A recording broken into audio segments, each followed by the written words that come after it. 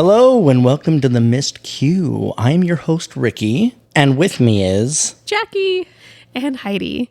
And together we are the Missed Q. So actually, last night we just saw the third workshop down at Grace Arts Live. We did. Yes. Madagascar. Madagascar. Yeah.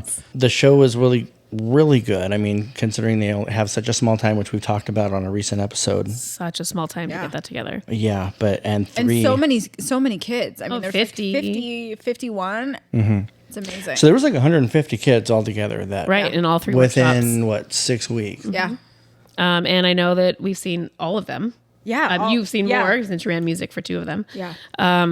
Everyone was amazing. Every single one that I saw. Yeah. And those kids are just singing and dancing their hearts out. Yeah, the penguins get me every time. The penguins every time. Yeah. They're just having so much fun. Like waddling around the stage and their little smile and wave. Yeah. Even Nolan last night was sitting next to me. He played a penguin in the first workshop, and he and Liam were just dancing the ass, singing along to all the penguin songs. So they were digging it. Mm-hmm. So cute. I think we just have to shout out the amazing opportunities our community has for youth to do theater.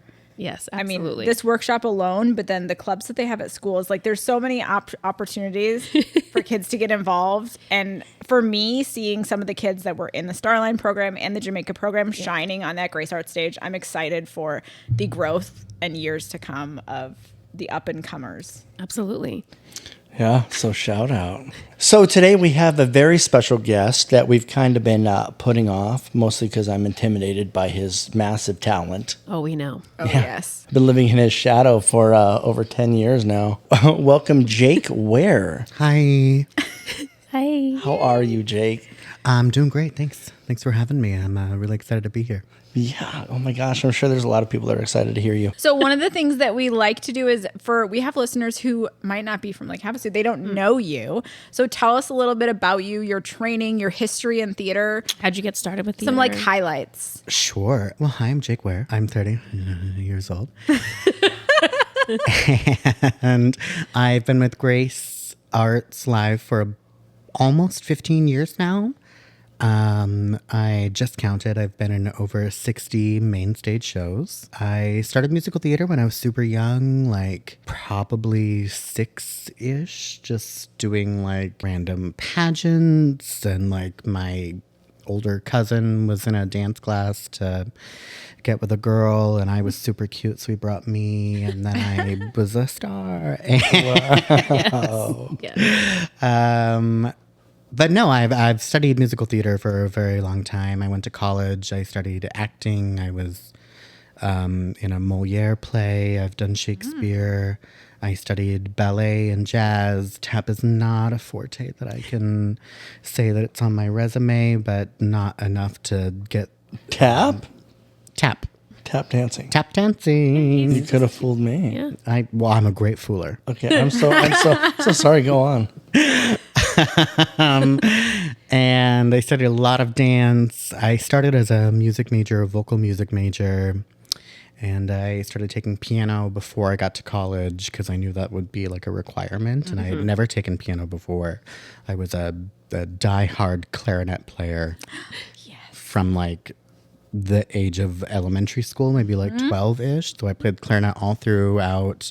Was always second chair clarinet, never first, because Bjorn Cooley was a musical freak who could play. It sounds like it. Those musical prodigies. He could play he played the piano for our choir. He could play anything, but his main instrument was the clarinet, obviously. So I was never first chair, but I played the clarinet a lot, and I was in choir. I started playing piano, and it's hard. Yes. Piano is like hard. Yeah, I bet. And I'm a really good typer, so like I thought that like that would translate. It did not. No. I probably lasted like 3 months in the vocal music program, just playing songs on the piano that I already knew from practicing before I got there. And then we're like, let's try something else. And I was like, I gotta go. Oh, and you have to you are forced to take private vocal lessons that you pay for out of pocket. It's not part of your tuition. It's not part of anything. Oh, wow. And that's like a minimum of like 5 hours a week, maybe 4, which is a whole lesson. So that's 4 lessons a week. It was just so much. And of course, naturally, I didn't get like any of my prereqs out of the way. Like, Right. I was taking like 20 plus credits, which is a lot. It's basically a double major. I was like, yeah, that's a double major. Yeah. And so I was like, maybe this isn't for me. And it was like my first time away from home as well. Like just young and dumb and full of song. I still took the private vocal lessons, but my particular, our choir teacher, our doctorate choir teacher, was really good at the technical aspect, meaning like diction and vowel placement and learning the actual music for the songs, but was not a vocal expert. And I specifically went there because they were a privately funded fine arts program. And I wanted to get my voice better. I wanted to be able to sing higher, like all of the tenors that you see on Broadway. I wanted to be the next Jeremy Jordan. And he basically told me, I cannot help you progress your voice further. Wow. Wow. Oh. And I was like, cool. I'm paying for this? Great. Forced to pay for it? Yeah. Right. And I got there and they did auditions much like Grace does here, where you audition once for like the season basically. And Okay, interesting. and then the directors basically get to pick and choose. Like all of the directors from every program is there. And then they pick and choose like what actors they want in what. So I auditioned. I got cast in a non-musical. Oh. I got cast in The Diary of Anne Frank as Peter Van Don. And I was like, what's happening? In a non-musical. I got cast in a non-musical. And I didn't do a monologue. I only sang. I was like, and you were still a vocal major. I was still a vocal major and a freshman. Wow. And But you perform the hell out of anything you sing, so they probably saw a lot of acting ability in your audition. I sang Somewhere from West Side Story. Ooh, good choice. And it was like the... Oh, well, there you go. And it was an a cappella. It was like the Celtic Woman version. Ooh. It was gorgeous. And if I don't say so myself. And I remember one of the alumni came up to me and they were like, where did you come from? And I was like, Lake Havasu. They're like, what? Yeah. And then I got cast in the non-musical. And then I wormed my way into the main musical, which was written by the theater department director. So he wrote a musical. It was called A Cry for Love. And it was about the painter Modigliani. Ooh. And it was very abstract. We were all in clown makeup and like clown costumes. And the music was all original. The choreography was all original for the play. He wrote the script. And he would have the dance department director come in and with like no prior, he would like, I want you to choreograph on the spot. I want you to hear the music and choreograph on the spot. I want everything fresh. Oh. And so she would hear the music and choreograph it. And it was crazy. It was absolutely crazy. So I wormed my way into that by like hanging out with the cool kids in theater. And they were like, why aren't you in this? And I'm like, I know, right? Just give me a minute. I'll get You're it. like, hold on. Yeah. And Oh my gosh. Wow. once the choir aspect and the musical aspect got too overwhelming, they were like, you should take a dance class. And I was like, okay. So I should. Oh, hold on. I'm sorry. I feel like I'm listening to an origin story of a superhero. Yes. Let me brace for this. Go on. And so I went to the dance class and they were like, oh, how long have you been dancing? And I said, this is my first class. Wait, your first dance class was in college? Yeah. Yeah, this is what I'm saying. An origin story. This is it. Yeah. I was kind of a quote unquote prodigy. I am shocked. I did not take You're an incredible dancer. I did not take a dance class until I was a freshman in college. Wow. I'm like floored. Right. Yeah. And I loved it.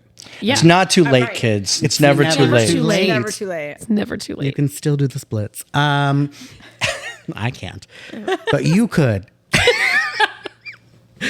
But I absolutely loved dancing. It struck like a brand new passion in me, and I was still in choir, just not doing the major program. Of course, they didn't have a dance program at the time, so I was just a theater major. I was just a drama major. But luckily, our director, who is no longer with us, may he rest in peace, Craig Wilson, he was just very late. He was old.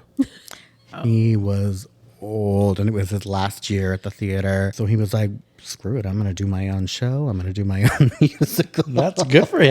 And why not? Good for him. And Well, that was cool for you to be a part of that too. That's, I mean, as far as his life story goes, like that's a big moment in his it's a professional milestone, career. right. absolutely. So in that regard, I just think that's really cool. And it was just such a good experience to be a part of that almost like perfected chaos of like never knowing. But I mean, we had like script changes every day. It's so like, abstract That's so too. crazy. It seems like. yeah. Wow. It was a crazy show. I think I have the DVD somewhere. And then I was in Anne Frank, and we did Anne Frank in 3/4 in the round, which basically the audience is on stage with you. Yeah. And there are like you never go off stage. Right. You're just on stage. So like my pater's bedroom was just like a platform that you like walked up on with like a bed on it. And so like when you weren't in the scene, you were still on stage, right. visible to the entire audience the entire time. Yeah. There was no downtime, no off time. And of course, the story of Anne Frank is very sad and it's dark and it's dismal and, you know, people are crying. And I didn't have a lot of acting experience at that point. I had done A Midsummer Night's Dream in high school. I played Puck. Oh yes, I saw that. I'm sorry, going back real quick. First thing I ever saw Jake in was, I think, The Princess and the Pea. It's called Once Upon a Mattress. Once Upon a Mattress. Once upon a mattress. Once Upon a Mattress, which is making a rebirth right now on Broadway. Is it? Yeah. Yeah, so I had some Shakespeare under my belt, high school. And Still, though, It counts. still. It counts. I felt really good about the performance. I mean, Puck is a very mischievous and like... But even just to be educated on, because being a part of a Shakespeare play is just, especially because I know that you're the type to delve into it and that character like that. So, yeah, and like you can't just speak Shakespeare like in the cadence that it's written. Otherwise, it makes no sense, Right. like conversationally. So you have to say the words, even though like they may rhyme or they're in a couplet, but you have to say them conversationally so that the audience understands what you're saying. that's the translation is your tone and your inflections and stuff like that. Yeah, exactly. Right. And so I remember going to my theater professor in like one of the acting classes, and I said, "Hey, can you help me? I really need to be able to emote on stage and cry." And I had to kiss a girl, which was like on stage. That was probably my first like on stage girl kiss. Not that I've done a lot of boy kissing on stage, but and he said, "Okay, I'm going to teach you a trick that it's kind of a hack. It's kind of a cheat. And you picture an object. Everyone's object will be different, so I won't tell you what it is. Then you feel the emotion. Think of the saddest thing you can think of, something that will bring that emotion out, something that will hopefully make tears. And then as you're feeling that, all you can vision is that object. My object was a coin. And so in my head, I would just be thinking about this silver coin, like right here on my forehead. And then I would project all of that emotion into the coin. And then later, when you're acting on stage or something, all you have to do is picture the coin. And it's like a hotkey Yeah. on the computer. So you think of the coin and that memory brain brings it to your body. And so that's a quick cheat to bring that quick emotion. Wow. Wow, we're getting Jake hacks. So Oh my deep. gosh. I love it. Interesting. Is that how you do it sometimes? That is what he taught me. And I Wow. said, okay. I will do that. Sounds fake, but okay. Interesting. I've not I'll heard try that. it. That's Man. Yeah. And then the next year I went back. I was still dancing. I traveled with the choir. We went to Mexico. I actually played the clarinet in the choir. They asked, like, hey, is anyone? We were doing a Hebrew song, and it had a clarinet solo attached to it. And they said, does anyone play the clarinet here? And I, like, shyly raised my hand and was like, oh, I was second Second chair chair. in high school for like a really long time. And they're like, okay. So they had me audition, and it was just like me and this other girl, and I blew the other girl out of the water. Okay. Obviously. And I had still had my same clarinet from when I was in high school. It's like 6 years later. It was Oh, good old faithful. old. And he said, you play with passion. I said, okay. Cool. I was like, I haven't played in 6 years. So I traveled with the choir through Mexico, playing the clarinet for the Hebrew song. They even like paid to have my personal clarinet like recorked and polished and like professionally A little bit of an upgrade. refurbished, and I felt very fancy. Yeah. Well, yeah. Yeah, so we did that. We did Fiddler on the Roof while I was there. It was my first Fiddler on the Roof. I've been in Fiddler many times. And I was a Russian. Always a Russian, never a Jew. Because I'm a dancer. Yeah. Yes. And you have that accent that you can really actually you can pull off either accent. Yeah, I'm not kidding. honestly. Yes, I can do Russian accent. No problem. So I played a Russian. I had the high, like the... Oh, okay. And I couldn't do it. It was too high. And I had specifically went to college to be able to like Into life. See Into, that like- tenor. Yeah. Right. into like to improve my upper range, and I couldn't do it. And also, Dr. Cray played Tevye.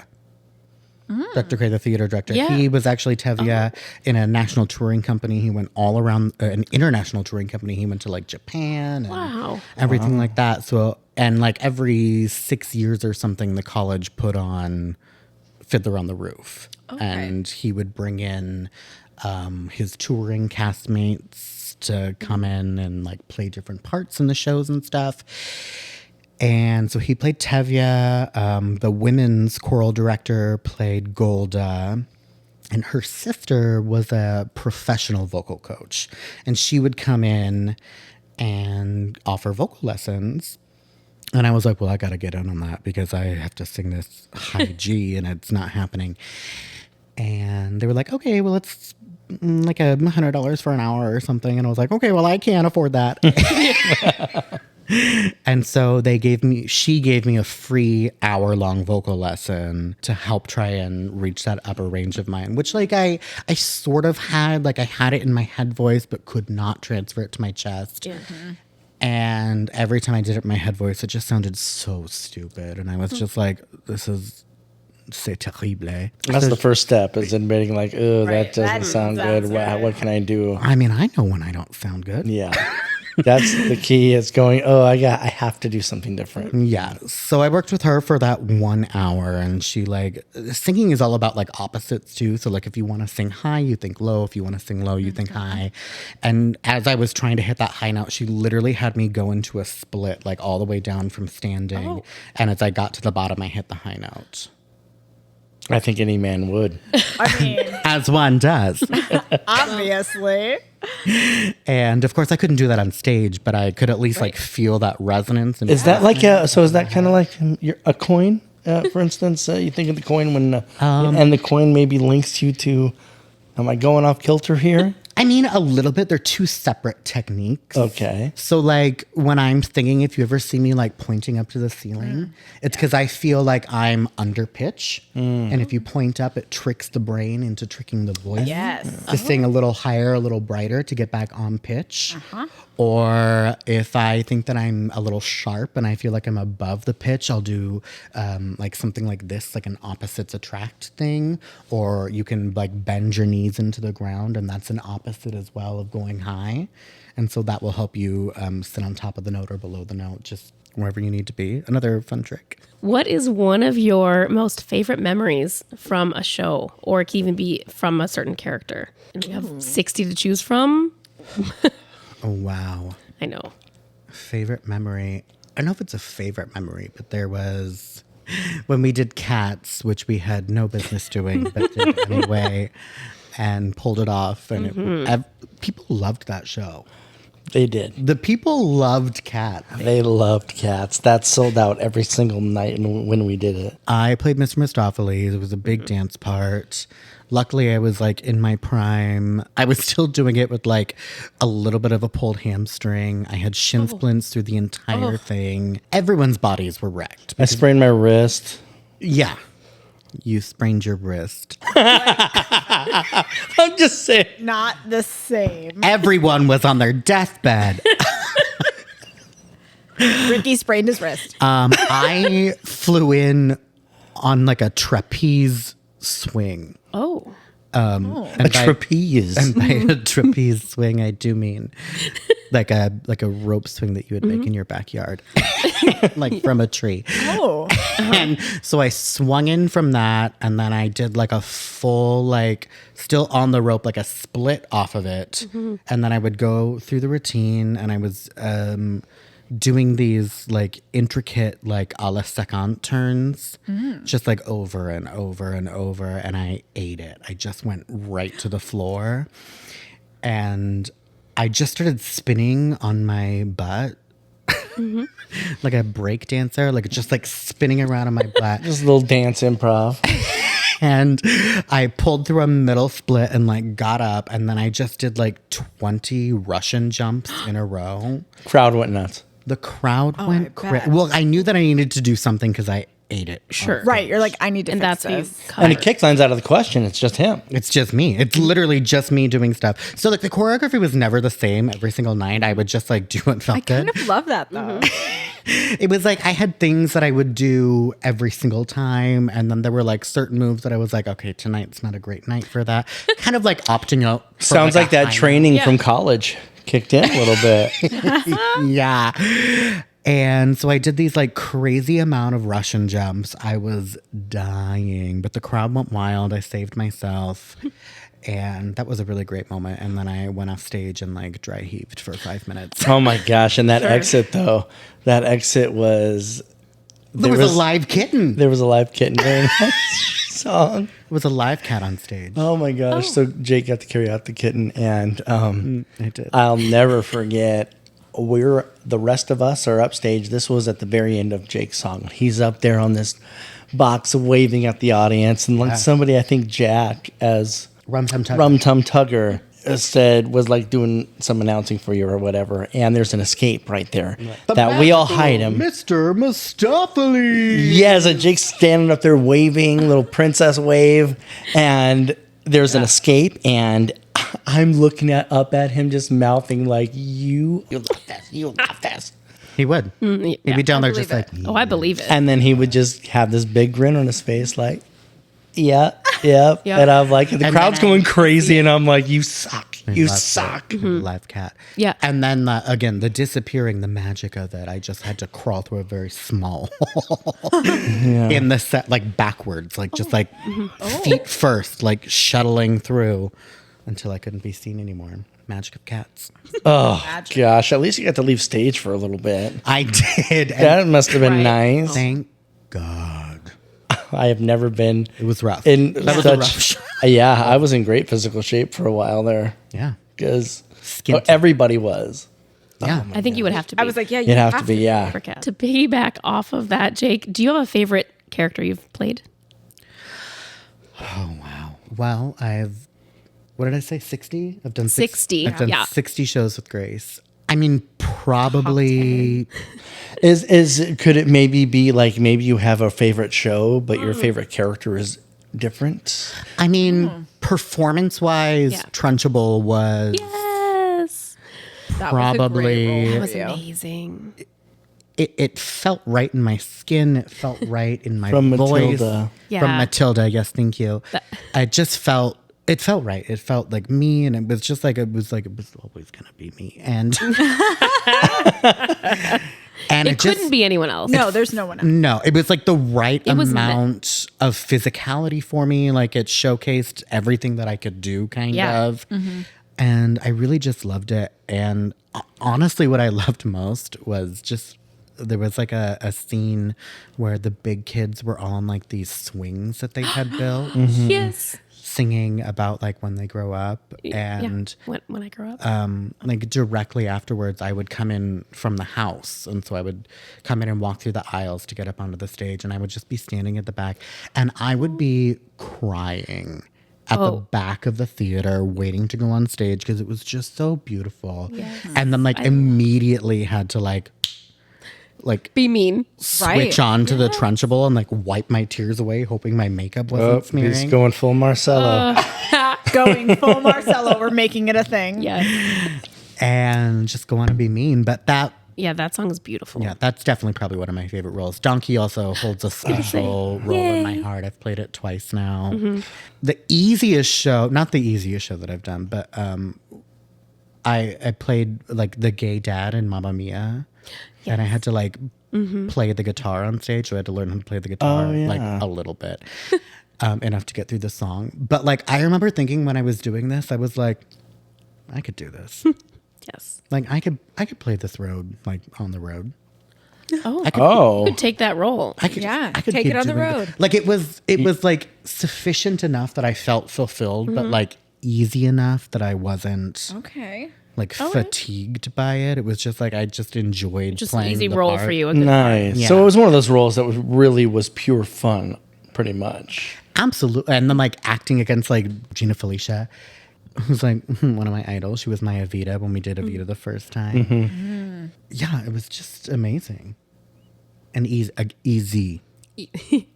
Easy. Like very little dancing. The singing it wasn't straining. It was just like, it's ABBA, you know? Like everyone can sing ABBA. It's fun. Yeah. We had Jack on, and he loves that. I think wasn't He that played that was another his- dad. Yeah, Yes, he yeah. was in it with you, and I love how Yeah. our guests have crossed paths.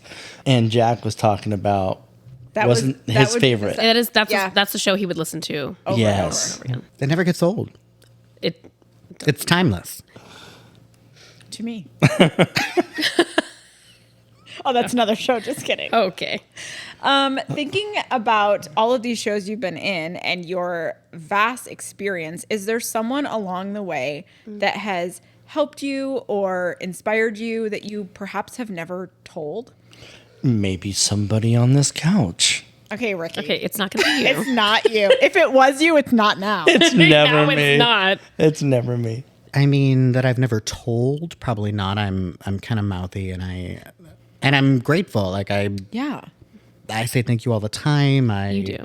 I did study under Grace personally. She did give me some private dance lessons for probably about 2, maybe 3 months. And it was just her teaching me ballet, like after I got out of college and Oh wow. and did all of that. And Started doing Grace Art shows. and I had started doing Grace Art shows, and it was a couple years later, and Grace was still teaching at the studio. And I originally asked Lauren, but she just had so much on her plate at the time and didn't have the time for it. And Grace said, I'll teach you.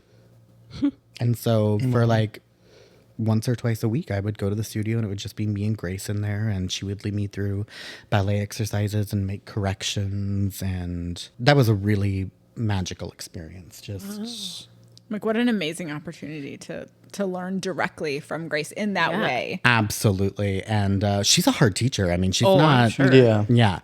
She will correct, she will spot, she will fix as it's happening. And I'm very grateful for that. I think Grace is an amazing teacher, and I wish she still taught, because she's got a lot to say and people need to hear it. I love that. Yeah. Ladies? Okay. Please take over. I'm looking at Ricky's crying. He said ladies? Wait. He's like, someone else go. So, Jake, what advice could you offer all these young up and comers, these teens that we have that are so excited and willing to learn and do theater? Any advice for them? I think if you have a passion for it, ask for it. If you know, ask for that extra training. Go to all of the classes, practice, Yes. practice, practice, practice, practice. If it's dance that you're interested in, make sure that you're in every class and actually listen to the corrections that they're giving you and not take it as like, I'm doing bad, or like the teacher thinks I'm doing bad. Like, take it as they want you to be better and you want Right. to be better. So you both want the same things. So make those corrections, turn out your feet, make sure that you're concentrating on those things. If singing is what you're passionate about or all of it, find a vocal coach that meets your needs. And don't be afraid to shop around, because not every vocal coach is for every student. That is the best That's advice such I good have advice. ever heard. Yeah. Yes. Not Yeah. every vocal coach is for every student. I've had many vocal coaches throughout my life, and many of them were just like repertoire teachers. So like they'd be great at like teaching you or like preparing you for auditions or a song that you had to sing. And that's great help. But if you're really wanting to improve your voice and your vocal muscles and the memory that it takes of those muscles to continue to do it over and over and over again, find a coach that's going to work with you on that and teach you about different placements and how to resonate up into your upper registers and your lower registers and what those mean. And there's actually a lot of like anatomy involved with that. Like, find you a teacher that will teach you the anatomy of the vocal cords and tracks, because that is going to help you forever for the rest of your life. Yeah. If you know your body and what it's capable of, you know when it's sick, when it's ailing, when you're weak, when you're just having a bad day. Like, I'm having a bad vocal day today. Like, I don't know why I can't sing above a C, you know? Find a teacher that will work with you. Find a teacher that teaches you what you want and what's going to base your needs. That's excellent. That's excellent advice. Practice, practice, practice. Yeah, and practice. Yeah. Take Well, I feel- in the corrections. Yeah, I'm like, I That's feel like really that is good. so huge. I've had so many like thinking just vocal teachers that have done that. You sound great. That's awesome. I'm like, no, tell me what's wrong. Tell me what how to to fix fix. it and get better. Yeah. Because if I wanted to hear, oh, that sounds great, I would just sit at home and tell myself I sound good. Like, Right. There's a mirror right there. I want someone to tell me this is how you fix it. These are the things you need to do. Change your breathing, change your posture, change whatever. That's what I want. Yeah, and a lot of the times it's a very small fix. Like it's just like changing the shape of a vowel or Right. how you're saying something will affect how it sounds coming out of your mouth. The shape your mouth makes changes the way that it sounds coming out. Right. Carmen says I'm perfect, so I don't And you See any believe her, reason. sir. You Yes. keep You just- listening. You keep You telling just yourself keep that. believing see that. any reason to shop around. And she's right.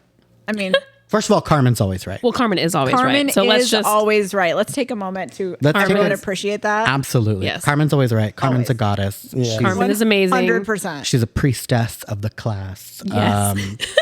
I mean, all hail Carmen. Vive la Carmen. Yes. Here, here. Here To Carmen. To Carmen.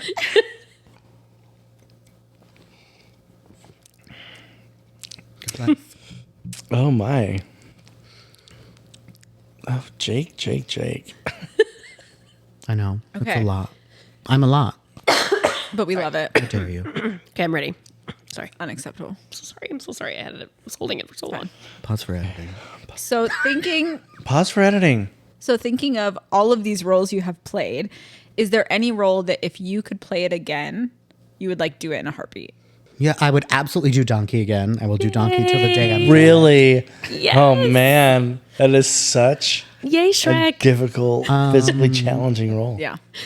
It is, and because of the costume itself, is a straight jacket. Yes. And But I love that you 'Cause want to do like, it don't have again. hands. Yeah. you don't have hands. You and, don't have and hands. you can't get yourself out of the costume. You have to be helped to get out of the costume. I remember your struggle. Thank you. But you would still Thank you for acknowledging the struggle. Thank you for no. acknowledging this Yes, struggle. the no hands.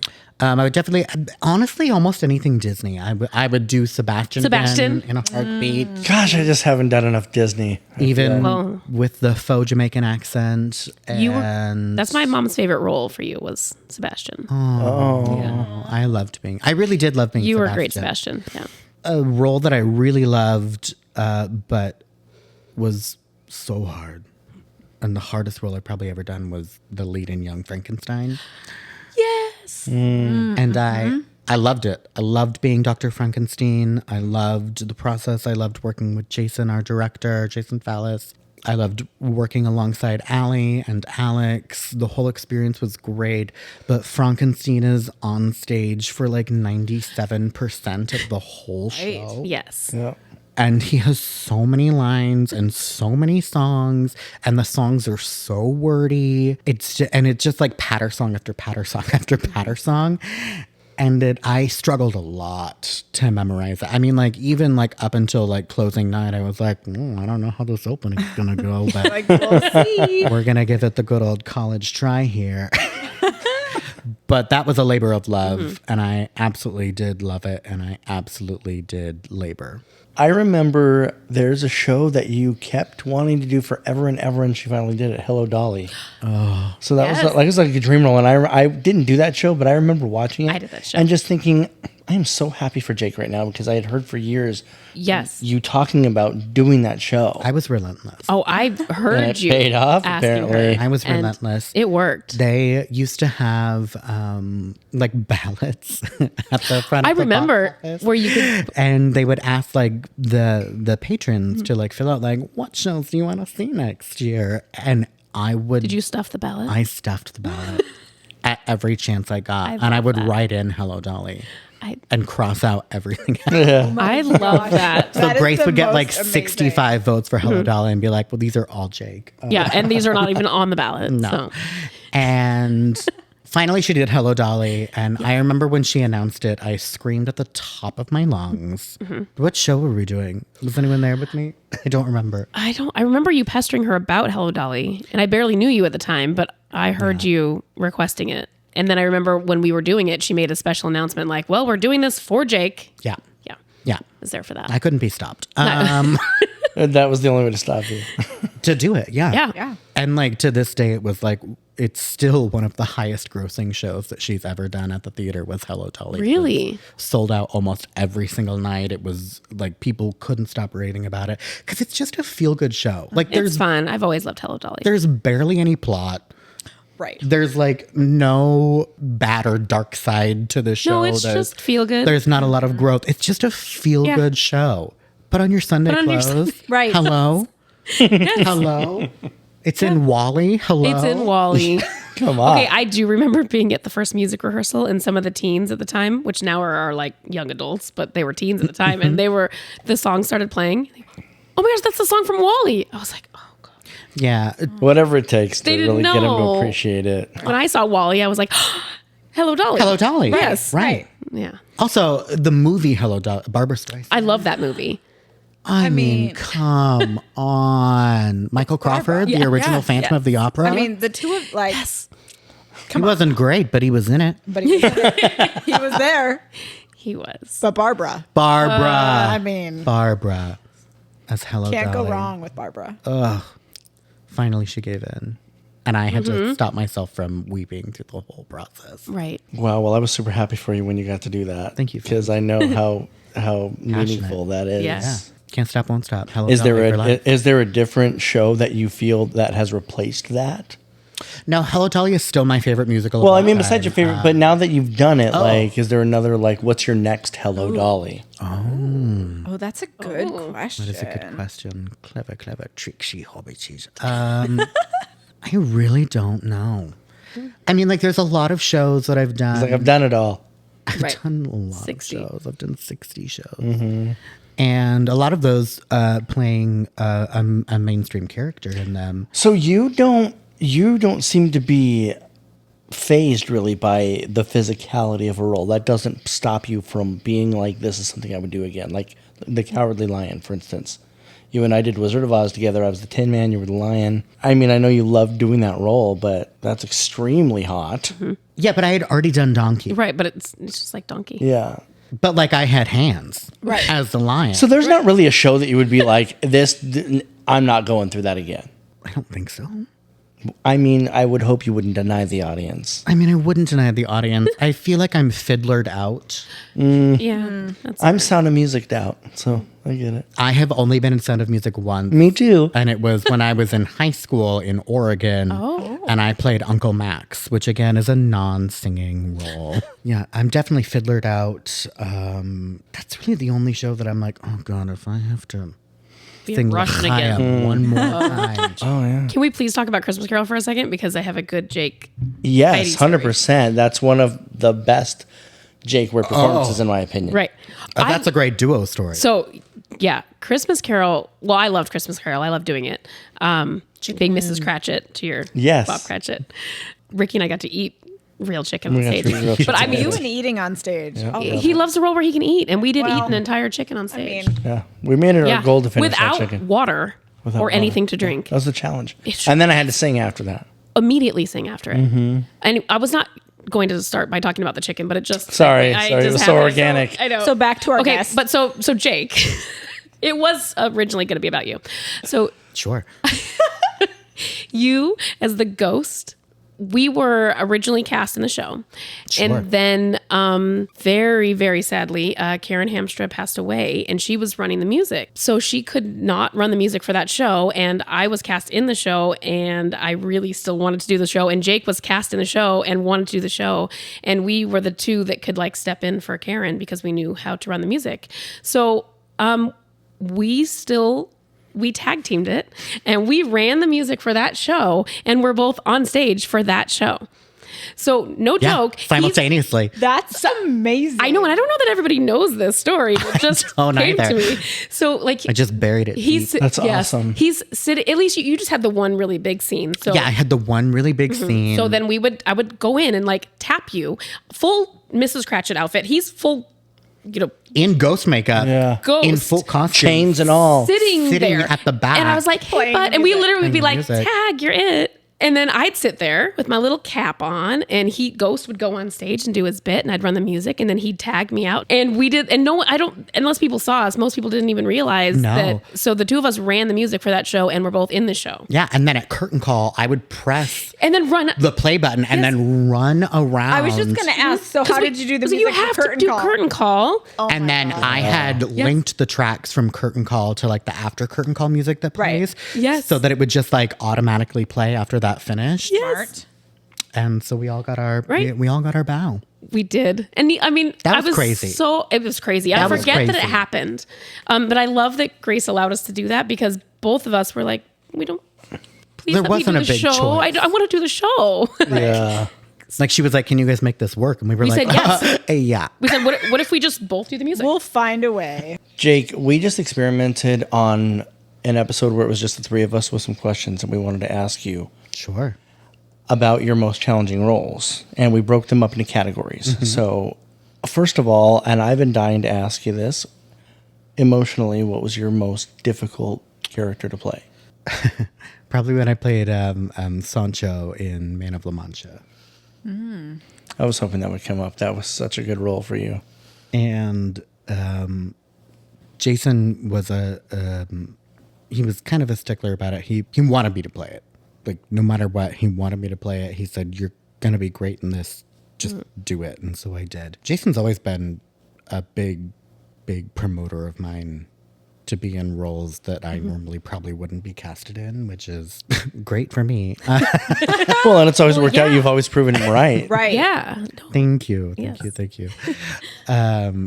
But yeah, Sancho at the very end, La Mancha is dying and it's just me and Aldonza and him on stage, like at the very, like the lip of the stage, like right in front of the audience, and just weeping over his basically dead body. And my mom is always in the front row for like every performance ever. Yeah. And that particular performance, she tends to like to sit on the sides so that she has a quick exit. Because she hates people. A respectable trait. Yeah. Yes.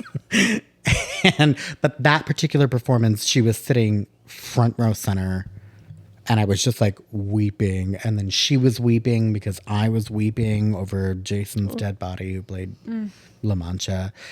So that was probably the hardest emotional role that I've had to go through. So that was really connecting with your mom's reaction and I mean, it was mostly feeding off like that. ignoring my mom's reaction. Staying in the moment. Yeah, like trying to stay in the moment. And then like you look at the audience, and of course our theater is small. So when you're at the lip of the stage, you're literally like 3 feet, Yes. maybe 2 Yeah. Yeah. from Front row. from the patroners in the front row. Right. So her just like,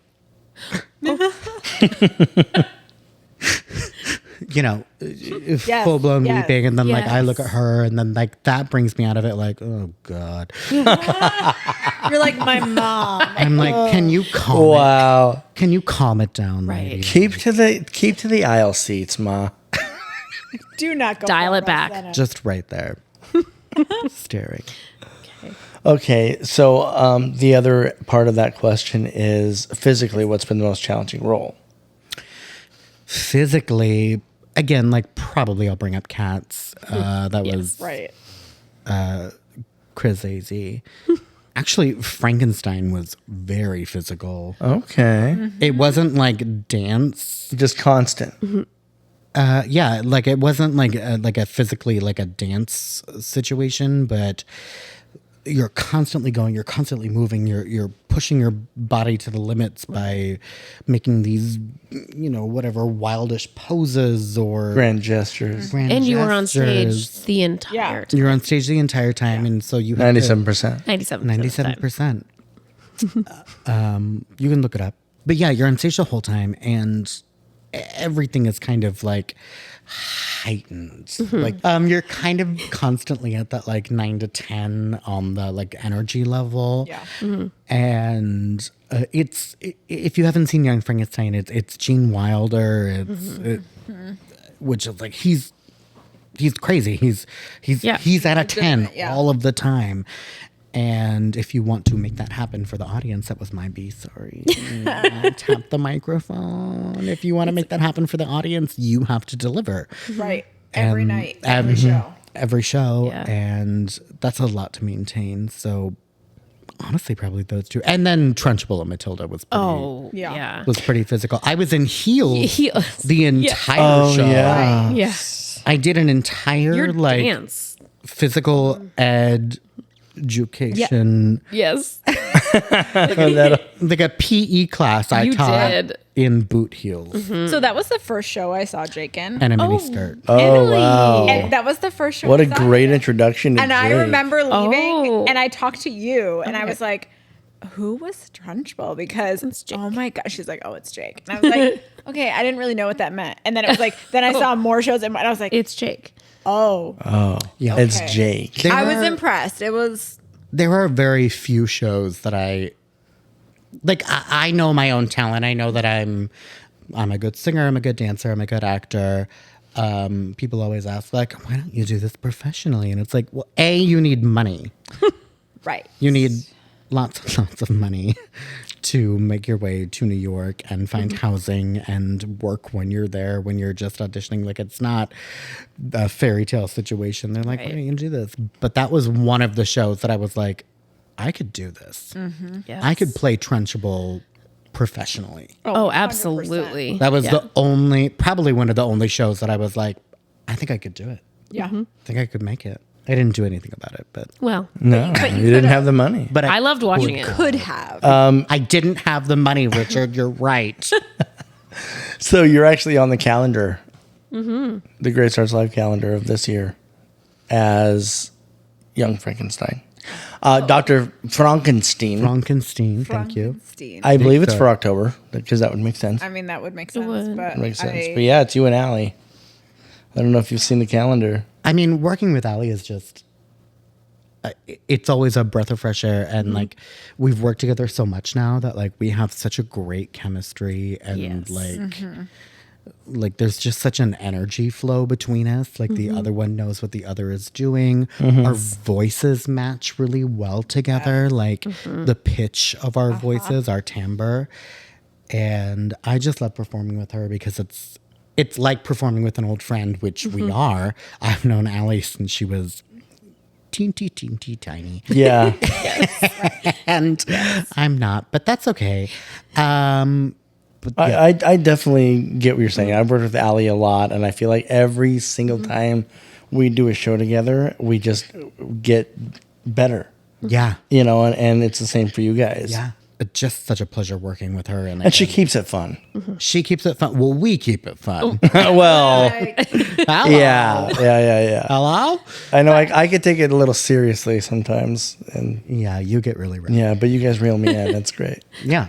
But it's nice to know the person that you're acting with. Like, you can trust them. You know they are putting in the same work you are. And both of you with Allie, it's like that ease, I'm sure, of just knowing she's doing her work, you're doing your, like, it will be a Absolutely. great, there's no stress. No. Like, it's just quality time. Yeah. And I remember the first music rehearsal for Shrek. It was me, you, and Allie, and we were doing Yes. the finale of Act 1. Who I'd be. Who I'd be, yes. My favorite. And it's this great like trio between Donkey, Shrek, and I know. Fiona. And like none of us had practiced it together before. And like Everybody had left, I think, at that point for Yeah, rehearsal. it was just And it was us. just the three of us and And- Carmen. Like I had played the role before, Allie had played it in the junior, and you were coming in fresh. First of all, I would like to say you came in knowing your stuff. Thank you. Like you came in with a point to prove and you proved it.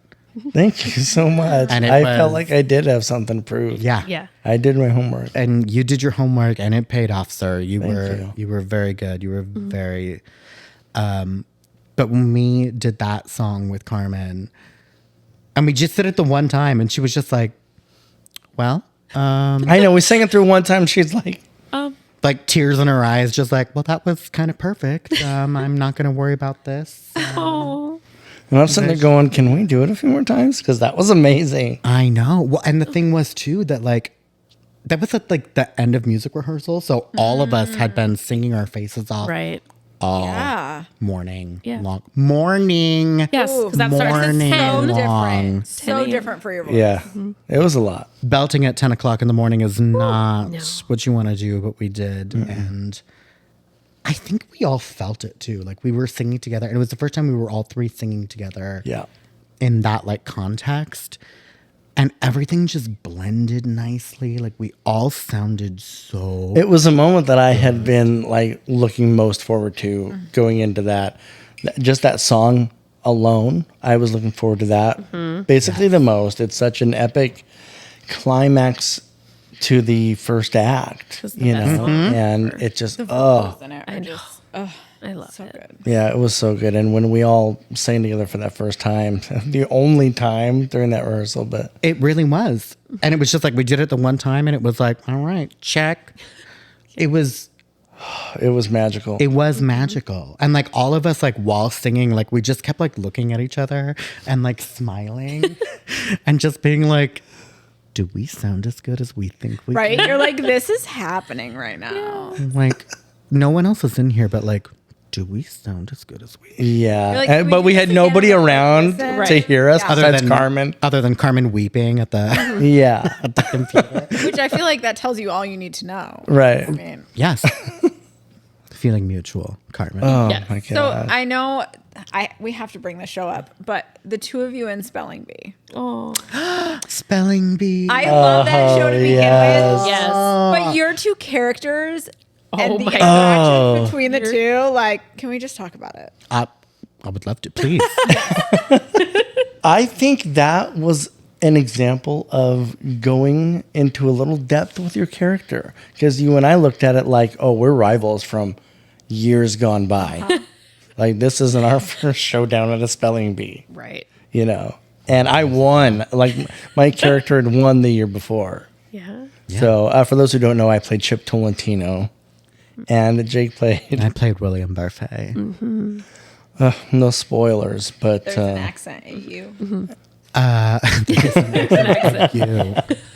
Spelling bee was, it was like lightning in a everything- bottle. It was lightning in a bottle. You're right. Like everyone just melded Yes. so well together. Like our vocals, like as an ensemble, And like, if you don't know spelling bee, like it's just an ensemble Very small. show. There's like what, Yeah. like nine. Yeah. Yeah. There's 9. yes. Nine. Like our vocals were great. It was like being in an a cappella group. Like when we were singing, we were all blended so well. Yeah. Well, that was an example of people. Everybody did their homework. And not only did you do your homework, but I'm assuming all of you were off book in time to really dive into those characters. I think wouldn't go everybody. that far. Well, no, but I mean- certain people came in just like, oh, that's it. Certain people still had scripts on the stage, aka this guy. Well, okay, we Pointing weren't at gonna. myself. But you had like the most lines of anybody. But I'm talking about people like Alex who showed up day one going, I am ready. Leaf Well, Pony he was. Bear. He was Yes. ready. Yes. And it's like, bro, He was absolutely ready. Also, Chloe. yes. Chloe, Oh, yeah. ready to go. Yeah, even Jim and Shayna, everybody, Aldrin, everybody just came prepared. I mean, I can't tell you how I saw that show way more than I probably should have. I came to see it like all the time, but just you guys, I believed that you were those characters. There was no Oh, question. yeah. And the vocals, like you just said, I'm super judgy when it comes to vocals. If you don't know me, and I was impressed every single time. And it felt like an improv show a little bit. Oh, Well, it kind of. abso- It I, is. Yeah. I felt like I was on mean- SNL. Yeah. Oh, it was yeah. Like so every much performance, fun. I was like, I'm But doing yeah, Saturday but Night but Live. going back to our beef between our characters, we like kind of, and we didn't even really speak about it. It was very unspoken, but Nothing was rehearsed. no, but we both kind of Just pure, Just- unadulterated hatred. silently agreed like amazing. we hate each other. That's Yeah. it. Yeah. Oh my gosh, it was so much was fun. so and it was so perfect. natural. It was so natural and organic. It was spelling bee. I forget about it I because it love was that show. because it was a mainstream show, but like not a lot of people came to it. Yeah. Like we had some like full half houses. Yeah. Yeah. It was one of those where you're like, oh man, I wish people knew what I they wish were people missing. knew. I know because the people that did It come was so were like, funny. It's so funny. I This love So good. getting to is see every amazing. single show was different. So getting to see every Right. single show. Audience Well, that's participation. why I came so many times Right. because I was like, it's always different. Yes. I love being like running the music for that show was the most fun I've ever had. Also the most stressful I've ever had running music because of the audience Oh, participation. right. Sometimes my music cues would change. Just from the tech side, guys. Yeah. Terrifying show. Yeah. yeah, but Heidi, Terrifying fun. show. I gotta be honest, from being on that side as well, because Yeah. I've also run music. Yeah. I don't think you made a single mistake. No, I was Thank like, you. I I don't did think not. ever. You didn't know. Everything was flawless. Oh, thank you, Jake. It was great. Yes, no, yes, it was stressful, but And that's a show that like something could go wrong. Oh, easily. so easy. Something could go wrong. And like things did go wrong. No. Like we did have audience We had- participants that We had like Bailey backstage Should writing not a have been note on and like stage. sneaking it to you on stage, getting it to Shayna on stage or Jim, like, hey, we got to get this person off. get We them gotta out. do that. Yeah. Get them off. Get them out. And then for me, depending on what happens, I play a different track. So there's a what's supposed to happen. Oh yeah, But the there's- like goodbyes and stuff. Yes, the goodbye. So you don't know if your guest character is going to get you give them a word they're supposed to get right or a word they're supposed to get wrong. But sometimes that doesn't happen. Right. And also as the actors on stage, you don't know what's coming next either. No. You don't know what track's coming next. You don't know. Correct. Like none of us knew Yeah. There's like 5 different goodbyes and they're all like different. what goodbye are we singing right now? And until I play it, you don't know. And so But we we would got just it. hear like it was like Pavlovian. Like you would hear like bum, and then then we you would just just know. go goodbye, goodbye, like, Yes. and just hope that everyone else goes with you. Right. Like, Yeah. Yeah. But that speaks to how well you guys work together because let's say you had all sang the wrong goodbye. You guys were so in sync. Yeah. No one would have known because you all it just worked. Yeah. yeah. I will say Jason was pretty good about like he would bring like random people in for like our rehearsals. Oh and yeah, stuff. we rehearsed that. Yeah. Like even in the studio, like he would have like random people like sit in with us, and then like he would say like, okay, in this situation, like we'll do this goodbye, and in this situation, we'll do this goodbye. Yeah. He kind of prepared us for every outcome. Yeah. Right. So there was a lot of like variables that like we didn't know, but were like kind It was like Choose Your Own Adventure, one of those books. Oh, it sure was. absolutely it was a Yes. pure Ghostbusters book. 100%. Yes. Oh my God, but so much fun. I love that show. Okay, Jake. So what are you listening to right now? Chaperone. Oh, Oh, Like on repeat. okay. Like I wake up to Pink Pony Club Okay. every day. okay. You're saying words I don't understand. You need to explain it You to need Ricky. to. Ricky doesn't know. You guys are so old. No, I know what you're talking about. Only I know, because of but my Ricky teenage doesn't. daughter.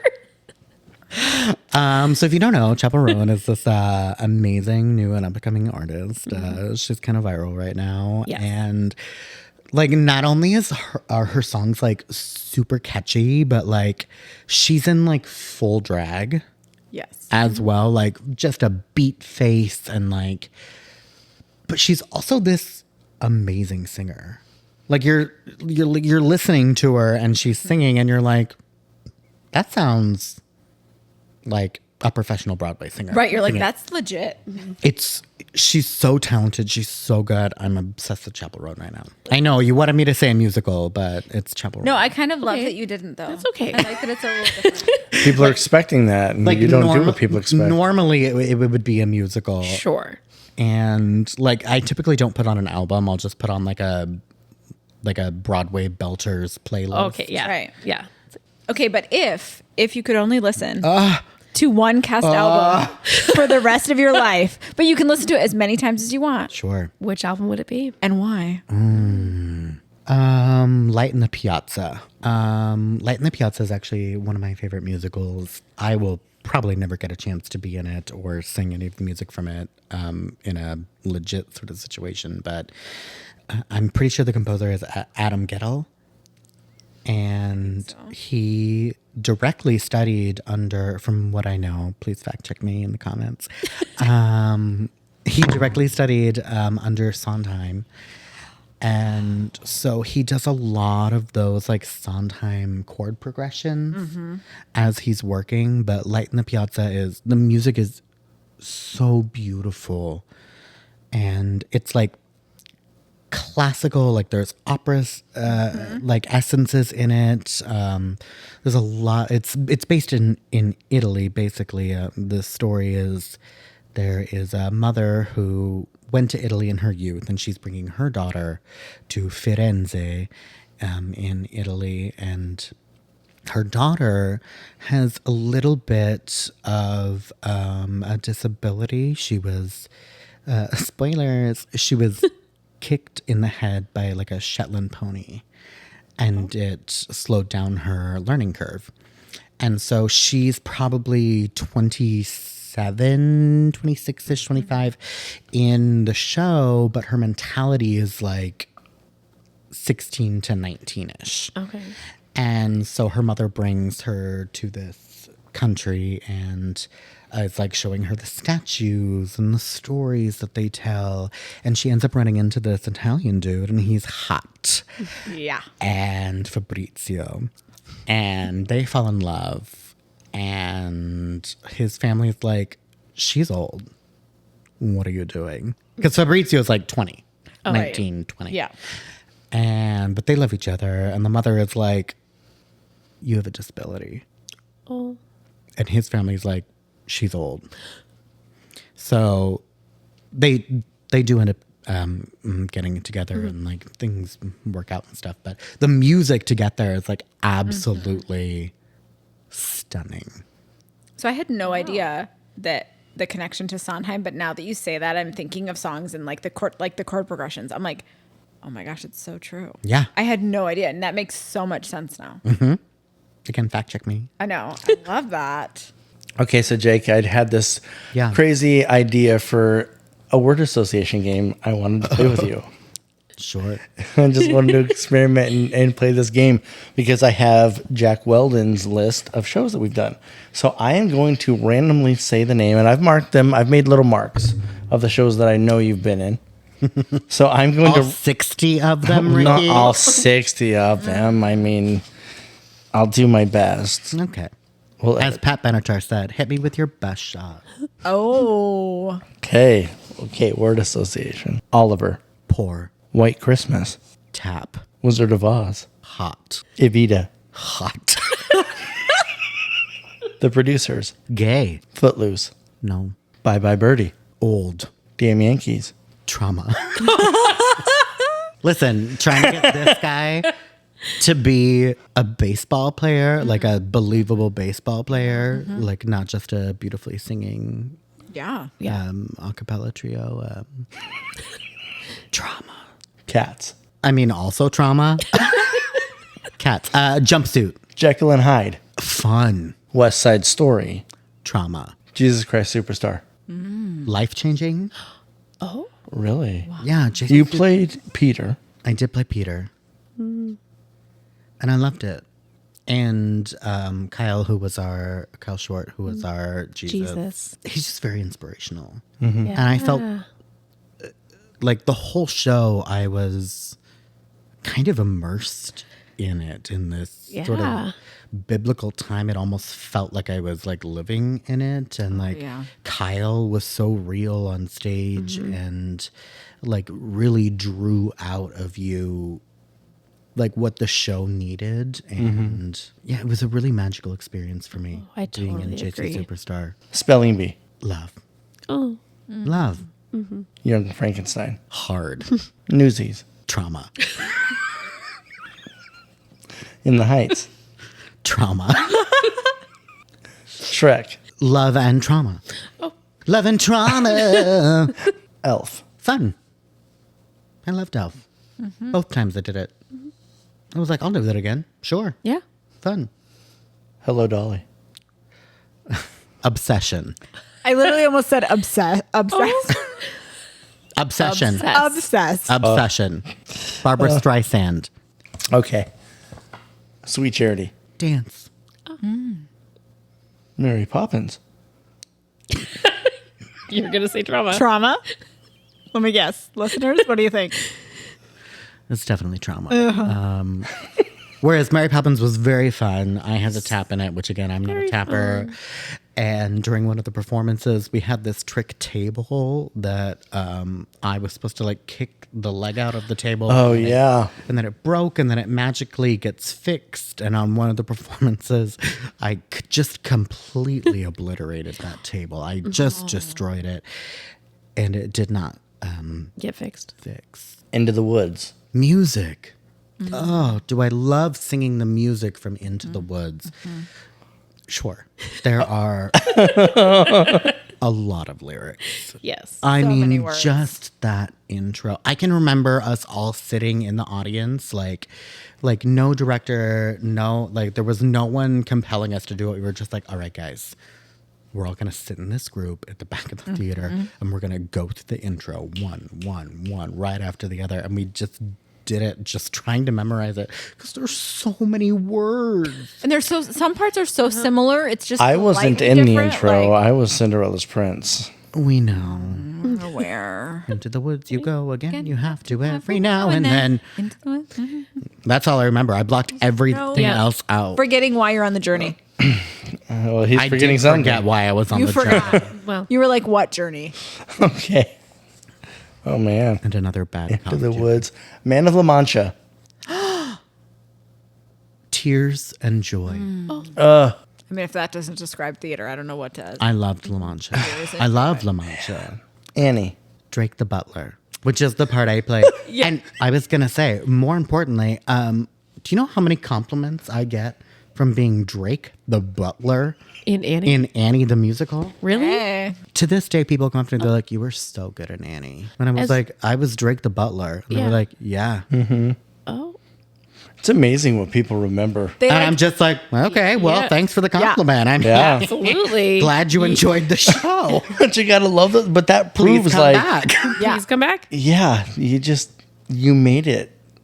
You were Drake the, The Butler. I was Drake. And there was a performance where the music did not come on when it was supposed to, and we had to do the entire like intro of Annie coming into the mansion, like and whole Drake song, is here yeah. to get your tea. Yeah. We did it all a cappella.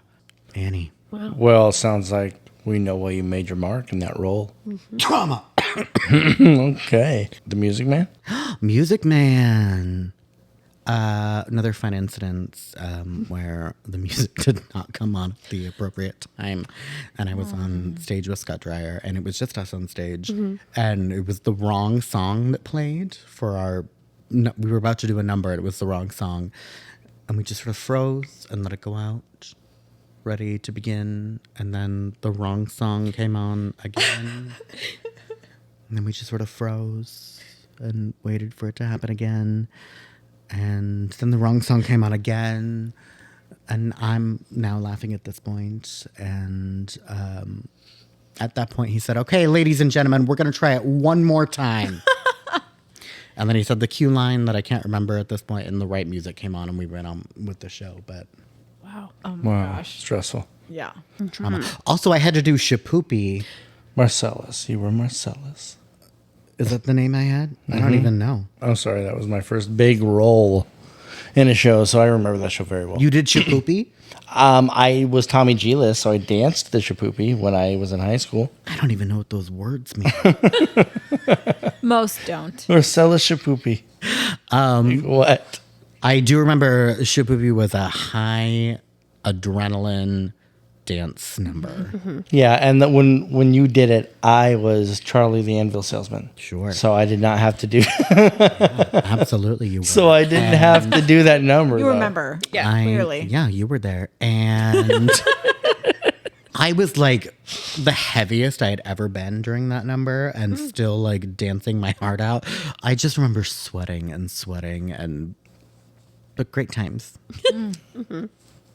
But is that trauma? Was that the word you associated? No. That wasn't traumatic. It was just work. Work. Which is fine. Yeah. Yeah. Oh, we Hard all work is we all fine. know that going into it. There's a difference between hard work and trauma, everyone. Mental health Yeah. awareness. Yes. True. So, My Fair Lady. I don't even remember that I was in that show because I was brought in at the very last minute. I was brought in during Hell Week. Were you one of Doolittle's buddies? Bar buddies? I remember working with your dad. Yeah, he was Doolittle. Yeah. Is that what his name was? Yeah. Okay. Yeah, I remember working with your dad, and he was having the time of his life up there. And I was just sort of brought in to be like say random lines throughout, and like we need an extra dancer and someone to fill the top tenor role. And Yeah. Round out everything. yeah, I didn't have a bad time during my Fair Lady. It was just like I was just like, oh yeah, I'll come in. Yeah, sure. Yeah, My Fair Lady was an interesting show. You were like a lead in that or something, weren't you? I was, one of the leads. Sure. Professor. South Pacific. I mean, like, light trauma. Like, anything where they want me to play, like, a big, strong man is always going to be a little trauma. traumatic. I'll do it. It's not going to be great, but I'll do it. Right. Like, What about Mamma Mia? again, I love Mamma Mia. Right. But, like, What's your played... word? I What's pl- your word for Mamma Mia? But I played the gay dad in Mamma Right. Mia. Right. Oh, Mamma Mia, the word? Yeah. Easy. Exactly. Case in point. Easy peasy lemon squeezy. Oh, what about Les Mis? Just love and love. My word for that. That's my favorite show. I love Les Mis. I loved being in Les Mis. I got to play that shop foreman that yelled, singed at Lauren. And being one of the barricade boys. And I mean, I have no problem being an ensemble member if it's in a show that has amazing music. And as long as I get to sing. Like Les Mis. Like Les Mis. And Yes. as long as I get to sing amazing music, like, I'm going to be happy. Right. Sign me up. Yes. Absolutely. Yes. Give Where's the me ballot box? I will stuff Yes, the ballot give box me with Les harmony. Mis. Give me harmony. Yes. Guys and Dolls. Guys and dolls. Nicely. Food. I got to eat on stage every single night. Just like literally shoveling my face Yeah. with like donuts and cakes. And there was this one scene where I was supposed to like shovel in an entire slice of cheesecake. And the role of someone purchasing my cheesecakes changed. And during one of the performances, it wasn't a slice of cheesecake that I was eating. It was a a slice of key lime pie. And you didn't know it. I didn't know it. And I happen to love key lime pie, but it was so bright and bitter on the palate. And I was expecting cheesecake. It was a Yeah. cheesecake. Yeah. And I bit into it, and my face just completely shriveled up, like I had just bit into a lime. And I just had to go on with the show and finish the key lime pie, Yeah. the whole slice, You know those like individual ones that like come yeah. Yeah. like, individually wrapped. Yeah, it was one of those. bright flavor. And I don't know, it was a great night. Other than me biting into like basically a full lime. Expecting cheesecake. Man, Food. gosh, we played some good buddy roles. I feel. That's right, you were in that too. Okay, then Peter Pan. Does it have to be a word? Can it be Whatever comes to your Feeling a mind. phrase. every time they lifted like the mushroom cap? Yeah. Yeah. Like there was like a sound effect that would like supposed to be played. And in rehearsals, me and Ricky would just go like until finally Grace was like, keep it. That's you guys doing the sound now. Yeah, saved him from a sound effect. Oh my God. goodness. Yeah, so every night we would lift the mushroom head, turn our heads away from the audience. You guys made the sound? and just be like, Peter and the boys are underground. yeah, oh my God. My gosh. Peter Pan OG. Jake, our show is called The Missed Cue. So we have to ask, have you ever missed a cue? Oh my goodness, I've missed cues before. At least 60. Want a show? Wow. How dare you? The biggest missed cue that I can remember was in Little Mermaid, and You played Sebastian. I sure did play Sebastian. And there is this scene where Ariel is like, you know, having a moment and she's crying, and it's towards the end of Act 1, and Sebastian comes on and he's like, "You've got to go, man." And it was a terrible accent, by the way. It didn't sound like that when I did it. Okay. But I was outside talking. Oh, not focused. I was The not number one reason for all focused. missed cues. I was not focused, and I was outside talking, and I heard some very familiar music, and then had a pure panic attack. Yeah. And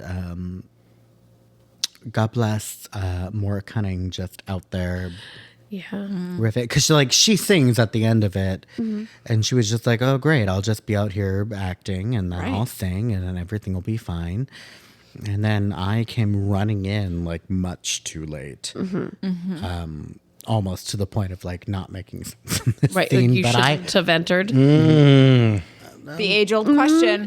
Yeah. To Late enter or not. at all. I mean, like Sebastian does come on and say something that's like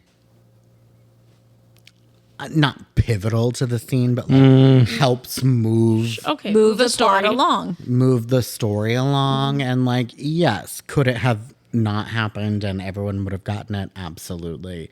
But I chose to run out at the very very end. Like I ran on, I blurted out my lines, and then she started singing. Yeah. I have missed a cue. Okay. I've missed many cues, but that was probably the Yeah. one that haunts me so much. That's fair. Wow. Okay. Have you In ever my been the dreams. victim of a Yes. missed cue of someone On the flip else's side, missed someone cue? else. Just left hanging, left Just out to left dry there. like Mora. Yeah. And like so many that like I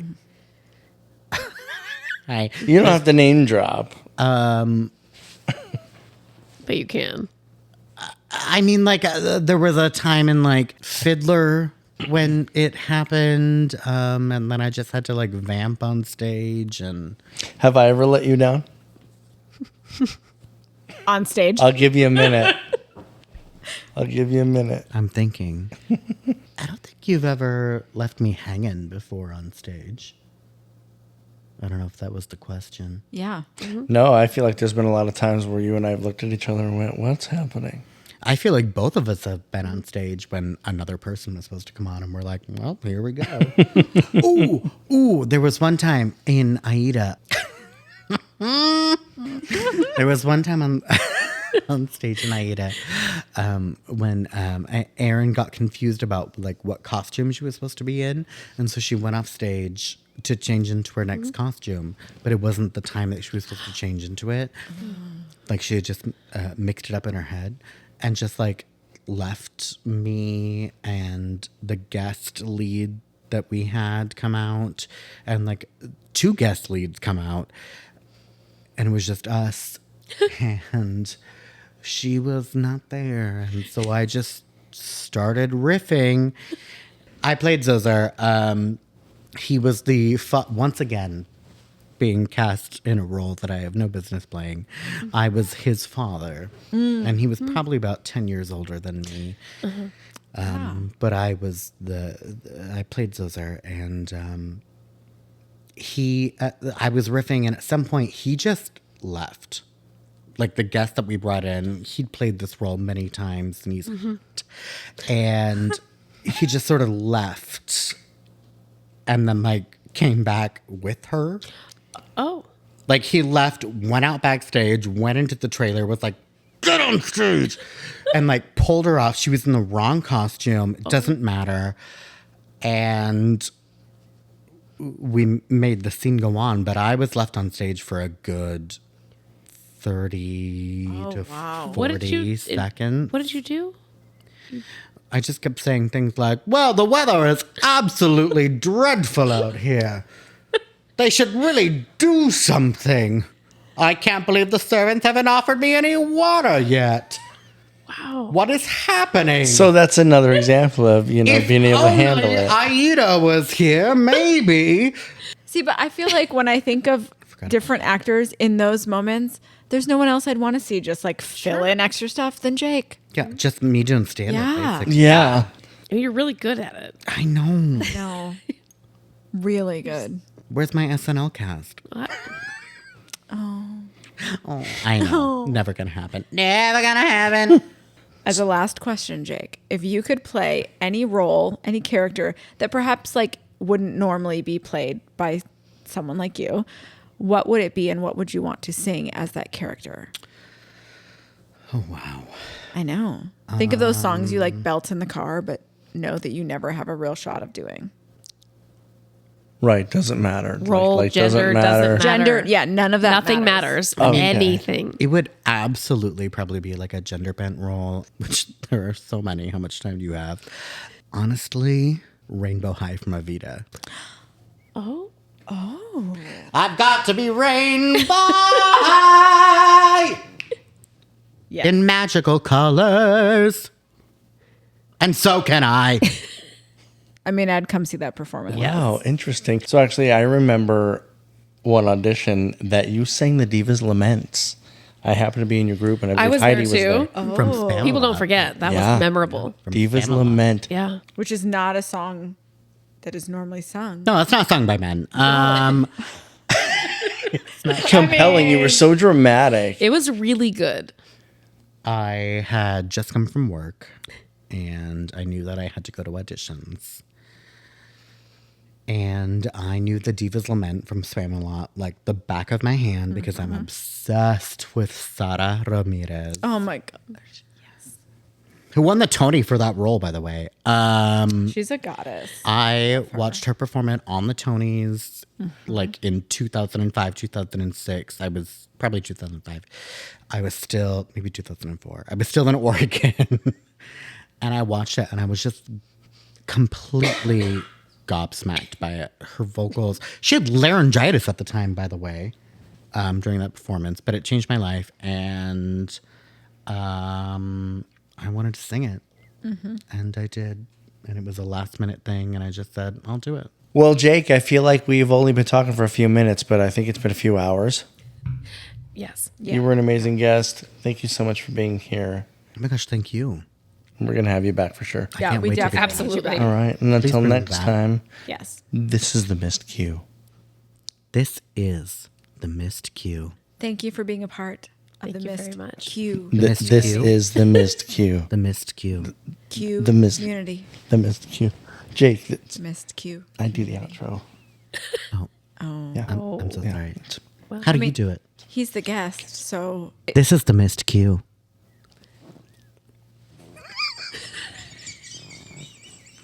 it was really good.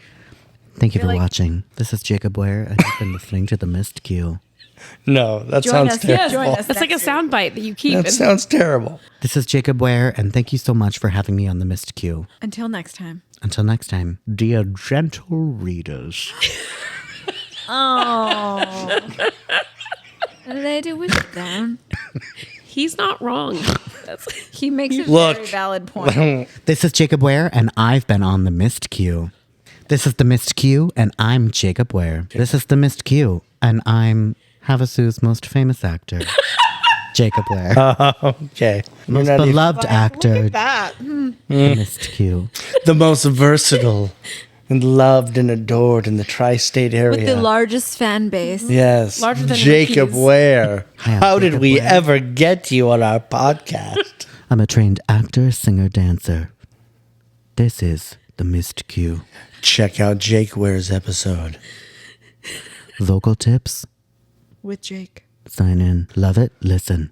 Mr. Q, call in. Do you find yourself affected from missed cues? Did you miss your cue? I gave you material to work with.